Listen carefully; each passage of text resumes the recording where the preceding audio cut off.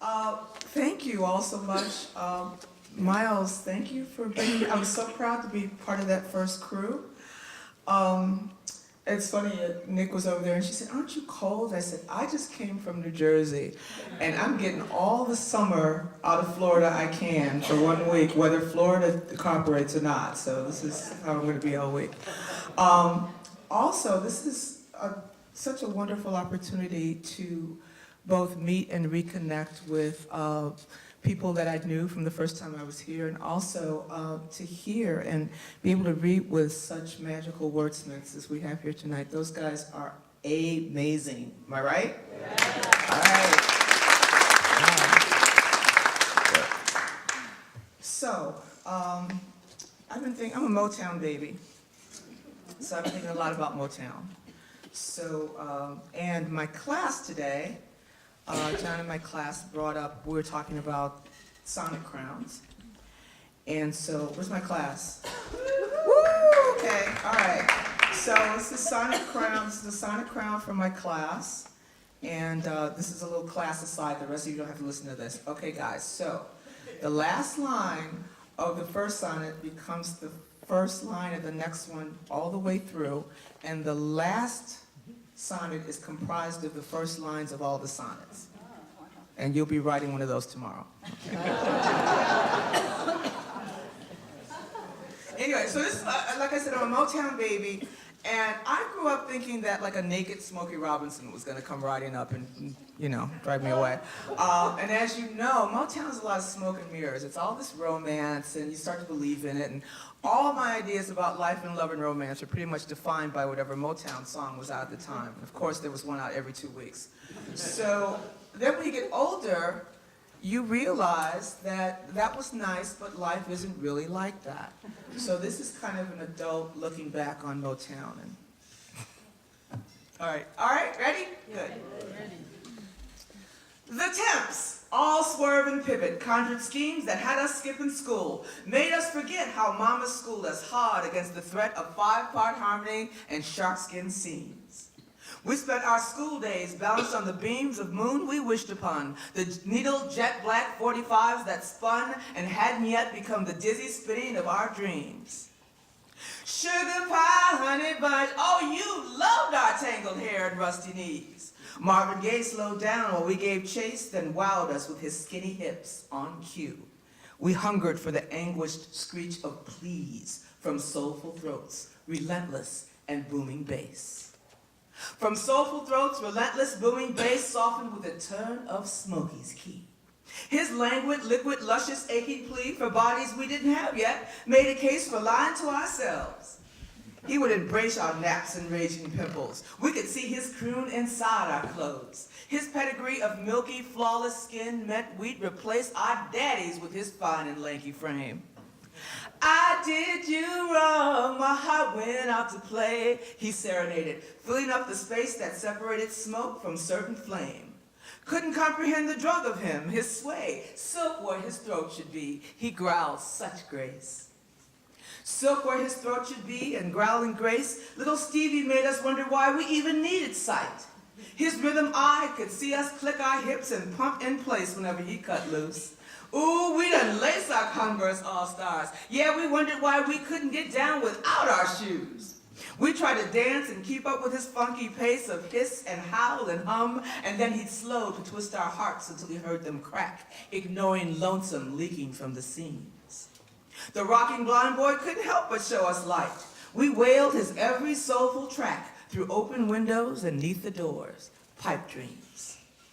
Through open windows and neath the door, pipe dreams served up bone, bouffant, the serpentine, and bug-eyed Lady D, the boisterous queen of overdone, her body built from beams of awkward light. Her slithering extremes just made us feel so small. Insanely lean, everywhere she stepped, she caused a scene. We craved her wigs and waist and crafted schemes that would ensure our hips would soon be thin, that we'd hear symphonies, wouldn't hurry love, because Diana said, make sure it gleams no matter what it is.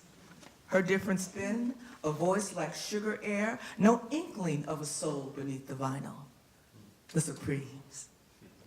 That soul beneath the vinyl, the Supremes knew nothing of it. They were breathy sighs and flowing hips, soul music's booby prize. But Mary Wells, so drained of self-esteem, was a pudgy, barstool-riding, buck-toothed dream who none of us would dare to idolize out loud. She had our nightmares memorized, and like or like it not, she wailed our theme while her too blackness made us ill at ease, and we smeared Artra on to reach for white. When Mary's My Guy blared, we didn't think race, because there was all that romance and the keys that Motown held. Unlocked, we'd soon ignite. We stockpiled extra sequins just in case. We stockpiled extra sequins just in case the Marvelettes pronounced we'd benefit from little dabs of shine. If we could get inside their swirl, a kind of naughty place, we knew that all the boys would have to brace themselves against our heat, much too legit to dress up as some other thing. We split our blue jeans trying to match their pace. And soon our breasts began to pop. We smoked in bluer tones, and Berry Gordy looked and licked his lips.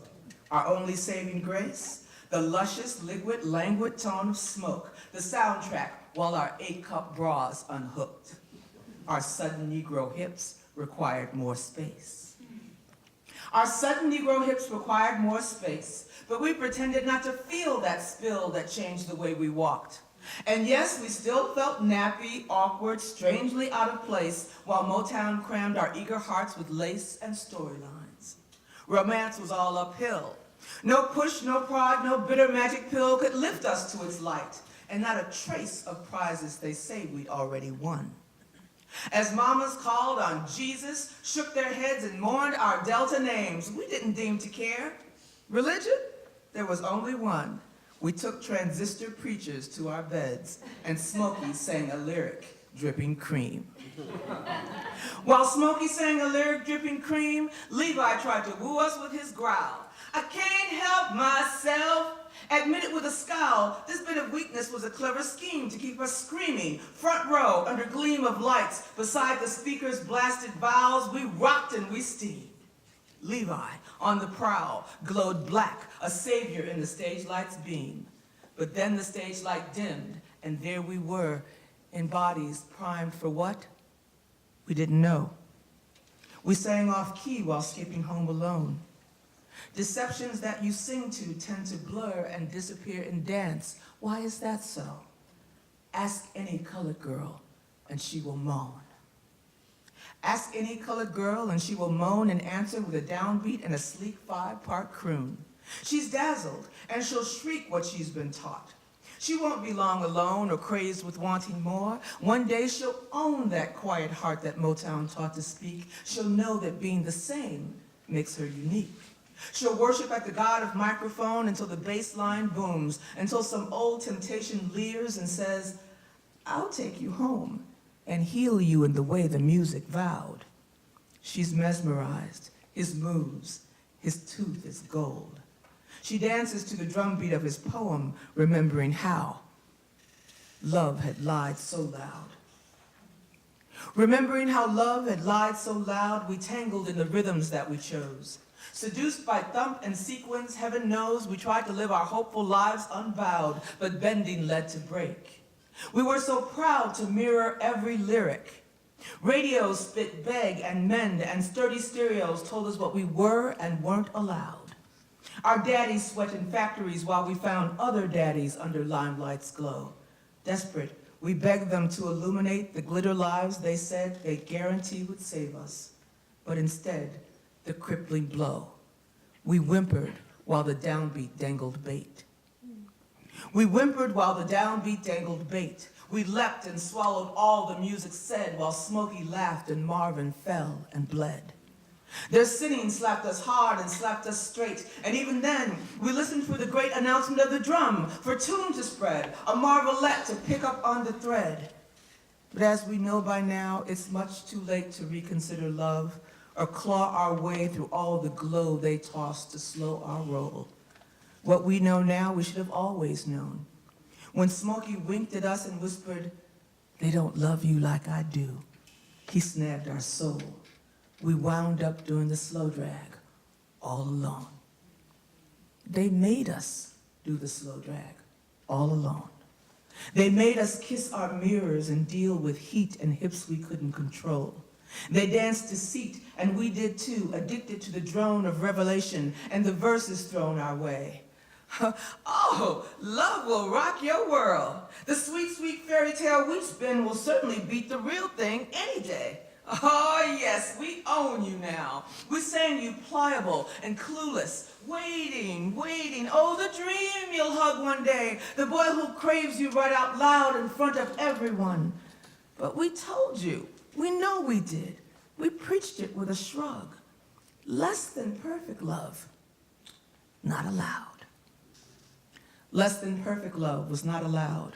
Temptations begged as if their every sway depended on you coming home to stay. Diana whispered air, aloof and proud to be the perfect girl beneath a shroud of glitter and a fright she held at bay.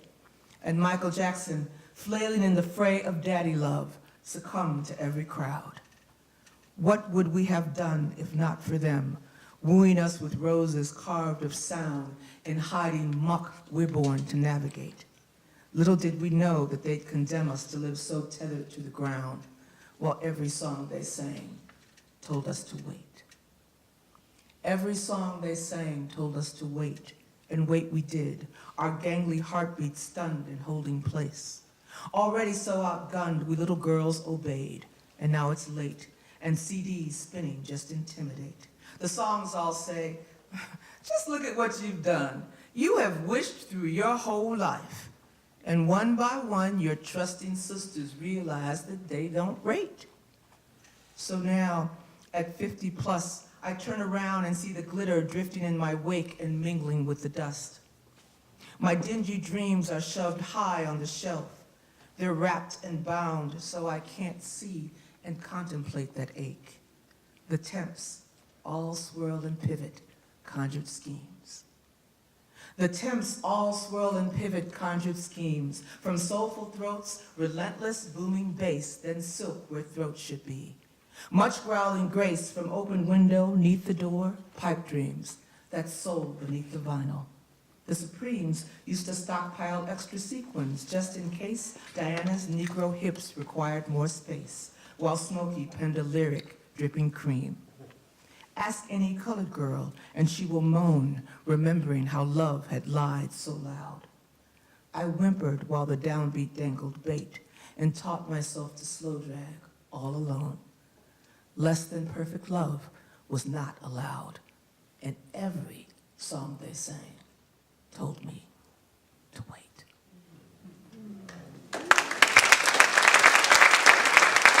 Thank you.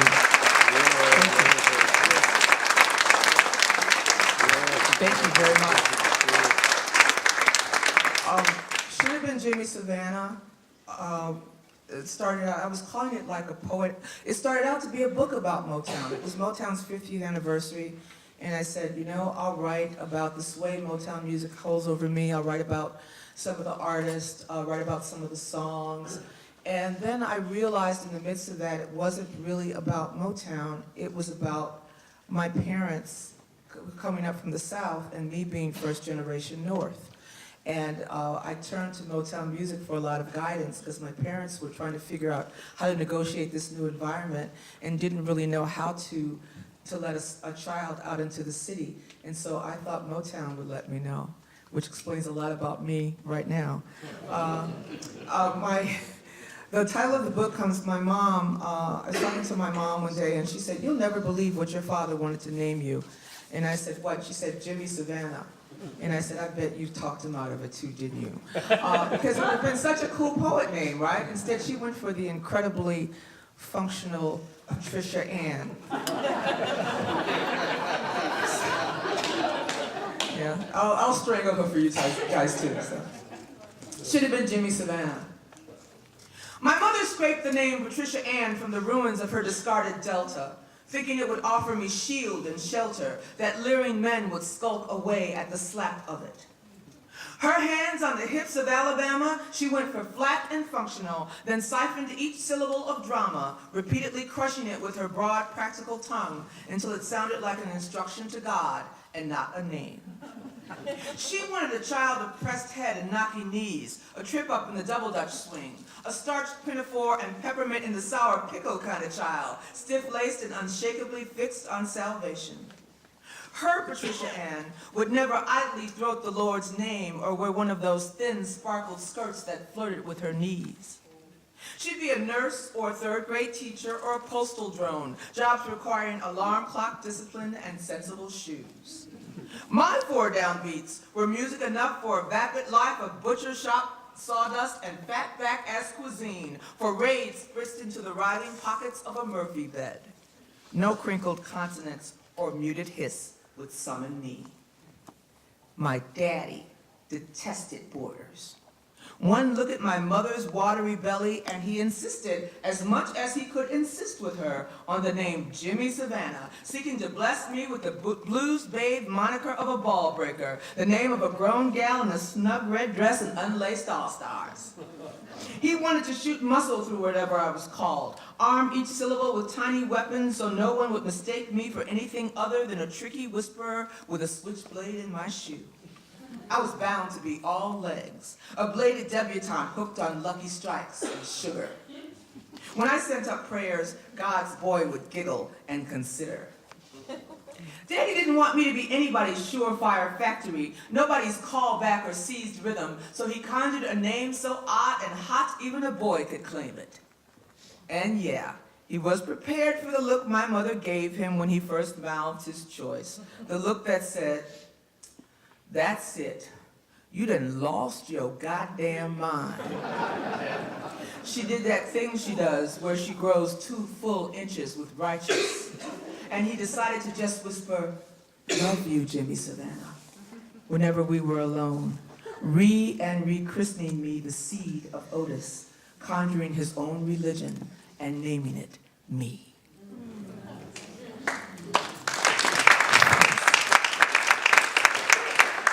Okay, so I'm going to do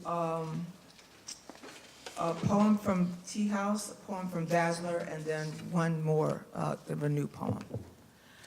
So, Tea House. I was just thinking about what Brent said about funny. I went to this one reading once. I was kind of late, and I came in, you know, I was flustered, and I came and I started pulling poems out. And I started doing my reading, and about 3/4 of the way through, you know, I looked out, people were looping nooses around their necks and running out in the traffic.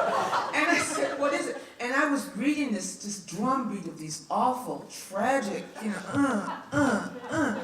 And I didn't know, and then I thought, do I have any funny poems? Because when you're happy and feeling funny, you're out doing happy, funny things. You're not writing. But when you come in and your shoulders are all slumped and you said, "That's it, I'm killing the whole world," you write. And so that's why we're not shooting up post offices, right? This is what we do. And so I gotta find something funny now that I've said that. Okay, so you guys want to hear about John Lee Hooker? Yeah. Okay, all right. John Lee Hooker's, my favorite segment of the population are old black men, because you can't get over on them with anything. Whatever you say, they've already done it. Yeah, it's like the internet. Let's see, the internet. We had the internet. What was it, Charlie? Back then, what was it? 42? 42. We had that World Wide Web thing. And then you listen to them long enough, and you say, maybe they did have the internet back in 42. Who am I to argue with them? So John Lee Hooker is one of my favorite, you know, old black guys. He was just evil for no reason, and short, and his little Stetson, and the big glasses on, and talk like that, and you just like, whatever you say, John, whatever you say. So this is called How to Be a Lecherous Little Black Man and Make Lots of Money. First, you got to get the blues. This is easy if you are a person of any gender and possess a pulse, a cheating lover, a stalking ex-lover, a used Yugo, a pumping heart, an empty wallet, a half-dead dog, an empty refrigerator, one last cigarette butt, a good memory, a nosy mama, a lonely room, a quick trigger, roving eyes, an addiction to whiskey, nothing but the clothes on your back, a Jones for your neighbor's wife, a Jones for your wife's neighbor, a positive test result, and itching to leave, and itching to stay, or any itching where there shouldn't be one. Rub your hands slow over your body. Feel the valleys and the wrongs. Let misery chomp your spine toward collapsing. Let it fold your whole self double. Then you can walk like John Lee Hookadoo. Click shuffle, bent over, nose to the ground, wearing a cocked brim felt fedora that wouldn't dare fall off. Then you can think like John Lee do. I'm old as Victrola. Gotta buy a bottle of Mrs. Butterworth if I want to feel a woman. But I can still sing better than you. That's all the funny I got.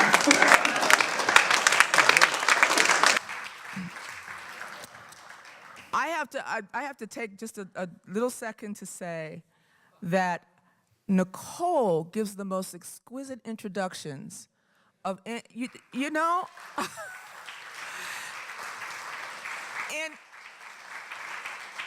it just kind of highlighted our friendship, because I'm sitting there going, I was like, Sally feels she knows me. She really knows me. But, you know, they were poetry in themselves, and we were all exquisitely just really honored, so. All right, so this is from Blood Dazzler. It's the book of poems on Hurricane Katrina, and if you remember the images from Katrina, you probably remember seeing Ethel Freeman. Ethel Freeman was sitting in a wheelchair. She was with her son, Herbert, and they were waiting for a bus to take them from the convention center, and she kept asking, baby, is the bus coming? Is it coming? He said, no, it's not coming, Mama. And they waited for a while, and she'd ask again, and he covered her against the sun, and the bus came. And he went to tell her, and she had died. And the bus driver said, if you don't come with us, there's no guarantee we can come back and get you. So he left her, and she stayed there for 3 days. So this is Ethel Sestina. Gonna be obedient in this here chair. I'm gonna bide my time and fan against this sun. I ask my boy, and all he says is, wait. He wipes my brow with steam, says I should sleep. I trust his every word. Herbert, my son, I believe him when he say help gonna come. Been so long since all these suffering folks come to this place. Now on the ground round my chair, they sweat in my shade. Keep asking my son, could that be a bus they see? It's the sun fooling them, shining much too loud for sleep, making us hear engines and wheels. Not yet though, wait. Lord, some folks are praying for rain while they wait, forgetting what rain can do. When it comes, it smashes living flat, wakes you from sleep, eats the street, washes you clean out the chair you be sitting in. It's best to praise this sun, shining its dry shine. Lord have mercy, son, is it coming? Such a strong man, my son. I can't help but believe when he tells us to wait. Now, wait some more. I wish some trees would block this sun. We wait. Ain't no white men or buses come. But look, see that there? Get me out this chair, help me stand on up. No time for sleeping, cause look what's rumbling this way. If you sleep, you're gonna miss it. Look there, I tell my son. He don't hear. I'm about to get out this chair, but the ghost in my legs tells me to wait for the salvation that's sure to come. I see my Savior's face alongside that sun. Nobody sees me running toward the sun. Lord, they think I done gone and fell asleep. They don't hear, come, come, come, come, come, come. Ain't but one power make me leave my son. I can't wait, Herbert. Lord knows I can't wait. Don't cry, boy. I ain't in that chair no more. I wish you could have come on this journey, son. Seen that old sweet sun lift me out of sleep. I didn't have to wait. And look, see my golden chair?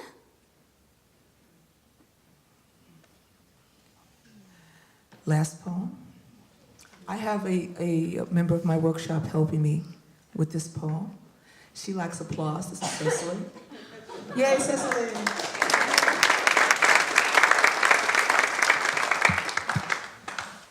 So we got one more. Can you say something? I can be loud. Can you hear her? Yeah. Great. Okay. All right. So, as everyone knows, we have the Michael Brown case, and we have Eric Garner. And I was trying to, as poets do, we try to find what's the voice that's not being heard in these scenarios. And outside of a few chaotic moments in front of a camera every once in a while, I was thinking about their mothers. So that's where this piece came from. Don't expect to recognize my voice. Don't expect this suppressed wail, this claw from underground to sound familiar. It is not a mistake that my entire body is the question that silence answers. I am their mother, stooped and accidental saint. I am the Google eye beneath the fold, the tortured paragraph you skip. I apologize for being the kink in your day, apologize for my crooked blood-red weave, my fluid-filled ankles, my double negative grief.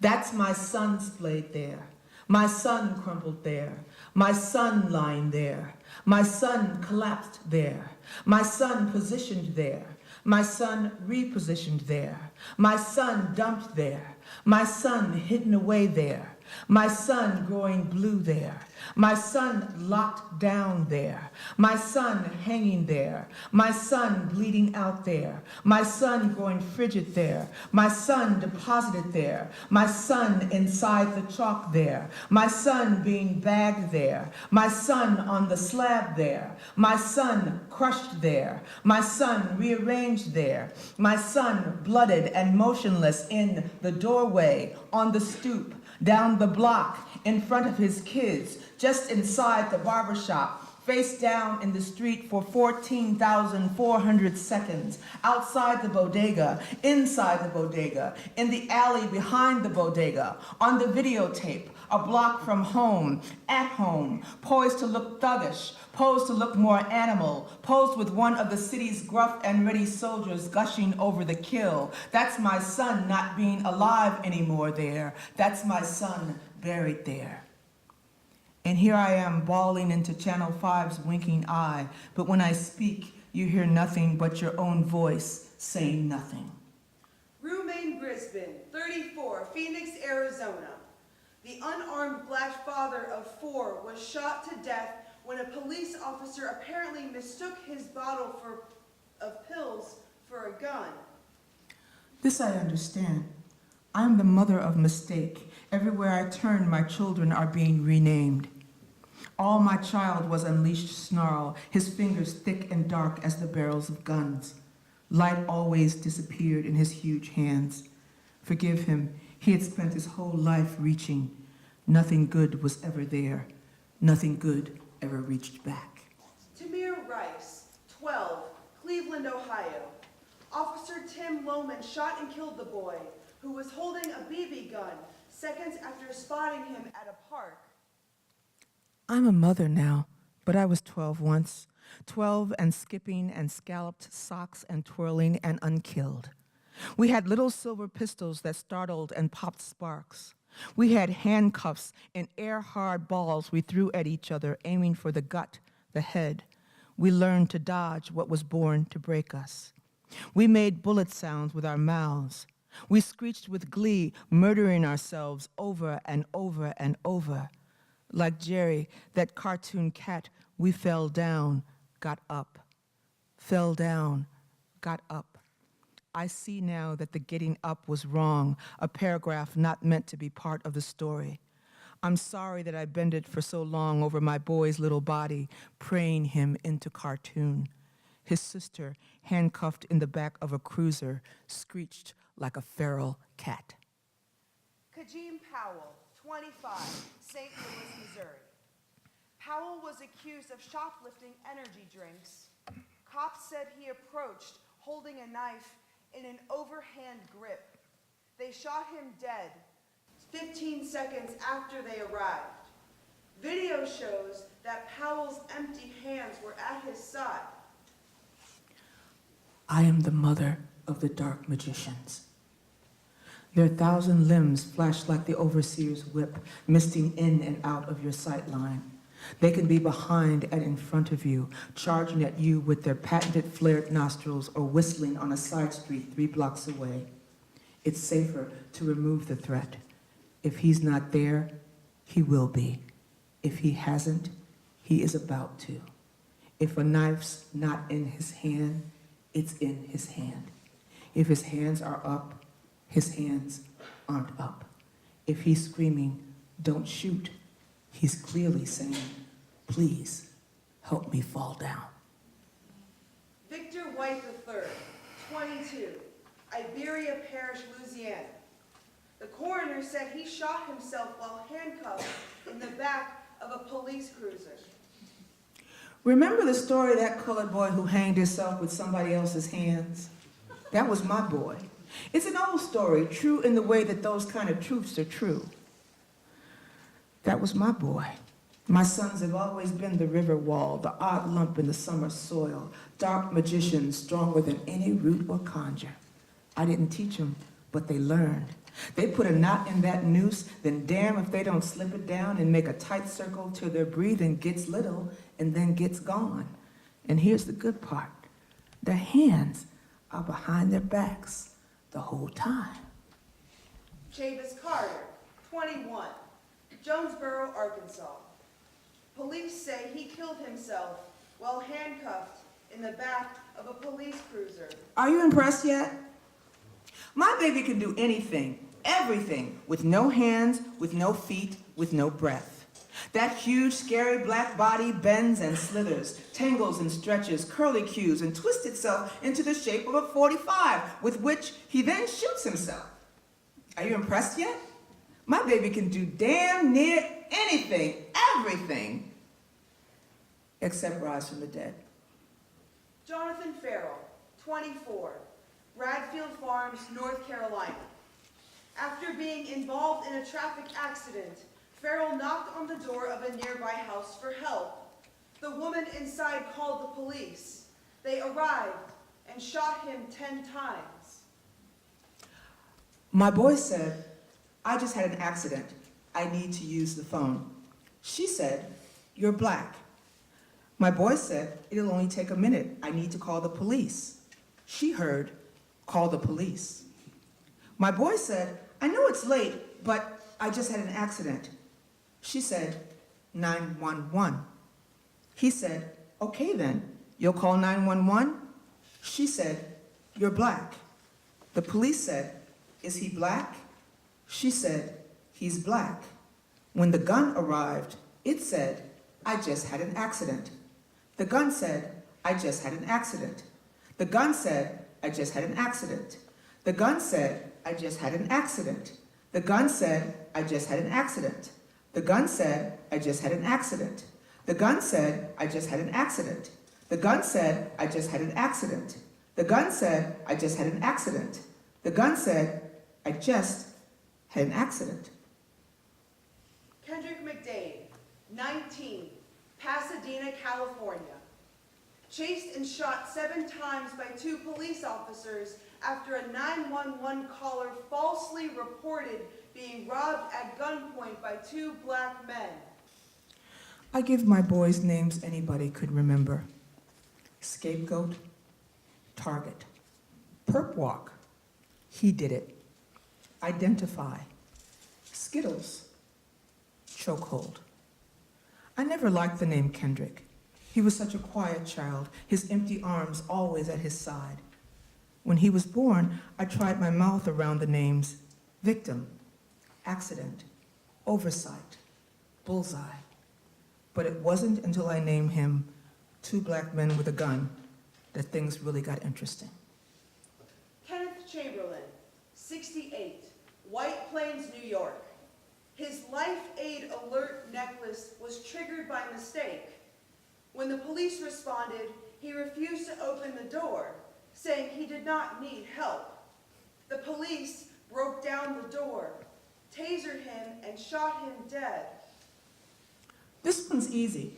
The officer just wondered how my child got to be that old, that stooped, that irreversibly nighttime. You need our help, boy, they said. You need our help. You just don't know you need our help. Let us in. Let us all the way in. Let us into your gas stove, your couch, your tousled bed, your rat skittering blue note behind the trash. Let us into the miracle of your upright. Your heart's not right. Your heat's not right. You're running a fever. We feel that strange furnace through the wood. We're here to help. We're here to fall you down, to fall you down, to fall you down, to douse your flame, which is all your little life will ever mean.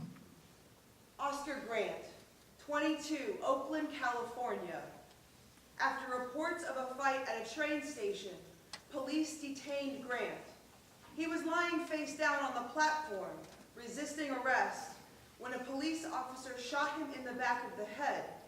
The officer claimed that he had meant to use his taser. What can I say? Mistakes were made. In so many ways, he was already dead, still holding his breath, trying to disappear, needing to become the air, struggling to drain himself of color. Who wouldn't see why you pulled out the bang bang instead of the crackle crackle, the pop pop instead of the snap snap, the gun instead of the stun? Amadou Diallo, 23, New York. 4 plainclothes officers fired a total of 41 shots at him outside his apartment in the Bronx. He was hit 19 times. Diallo was armed with a wallet, which an officer mistook for a gun when he pulled it out of his pocket. 41 shots were fired at one man. One man. 41 shots. 41. 40. 39. He was a man, 38. not a battlefield. 37, His body was not at war with you. 35. There were men, not battlefields. 33. Their bodies were not at war with you. 31. Boys, 30. their battlefields 29. are on the other side of the world from you. 27. They are my sons, 26. my soldiers. 25. But you 24. you own the battlefield. 23. They are my battlefields, not sons. You must rid your body of their wars. 19. I am the mother of wars, 17. giving birth 16. on the battlefield. 15. 14. 13. 12. 11. 10. 9. 8. 7. 6. 5. 4. 3. 2. 1. Yes, I am their mother, the mama of war, a stooped and accidental saint. I am the voodoo mama, the source of dark handcuffed magic. I populate your world with these obstructions, these dangerous assumptions, these ogres dressed in white chalk. How foolish I was to celebrate the day these perps slipped from my body. What a fool I was to give them life. So I have stumped upon my anger. I have stopped crying. I will give them back to you, their heads once again slippery with blood. I give them back to you as they were in their very first day, one by one, gasping, their eyes stunned open. I will whisper to them, fall down, and I will hold them down with my heart. I give them back so that they may be born unto you and away from me, as they were when they came here, desperate for breath. Thank you.